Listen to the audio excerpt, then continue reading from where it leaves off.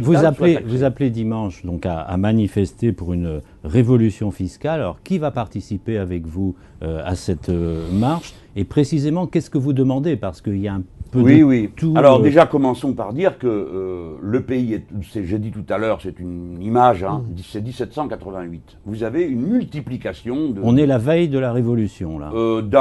La Révolution, c'est un mot qui est devenu tellement... D'une révolution. Oui, c'est ça, d'un grand tumulte, On voit bien que le pays va doucement, mais sûrement, mais tranquillement, une forme de chaos. Parce que ici, là, explose des rages aveugles. Bon. Et moi, pour moi, c'est pas ça la sortie. Et dimanche, quel sera votre message? Alors, le 1er décembre, déjà, c'est une sortie d'intérêt général. C'est-à-dire, on arrête de penser chacun pour soi.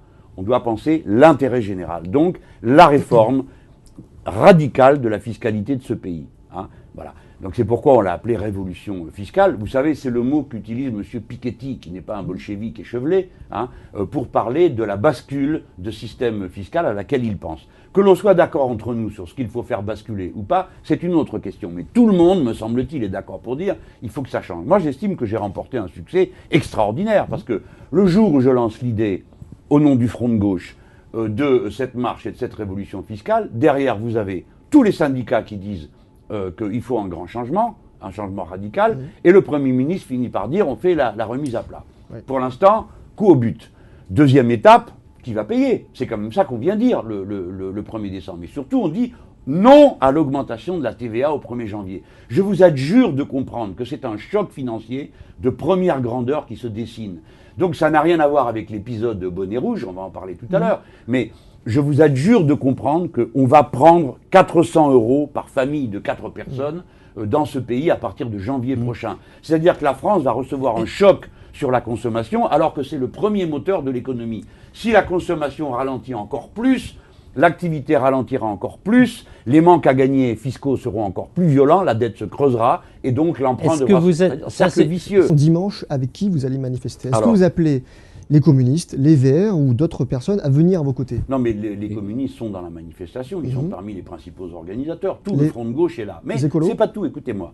Vous aurez bien sûr des écologistes qui viendront, mais regardons bien les choses. Vous avez cette semaine un appel, il y a plus de 1000 syndicalistes qui appellent. Vous avez 100 personnalités. Vous avez, bref, dans tous les secteurs, les gens comprennent que le problème du partage de la richesse transite par la question de l'impôt. Ouais.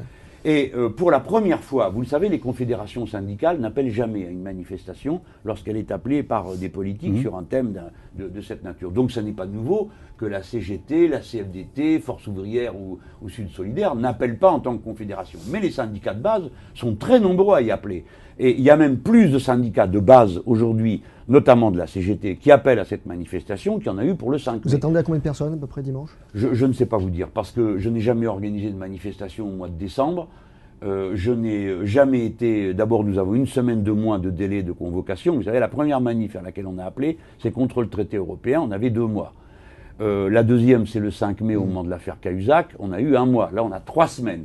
Je pense qu'on va être très nombreux, que ce sera une démonstration de force assez spectaculaire et unifiante. Alors s'il pleut, évidemment, ça sera autre chose.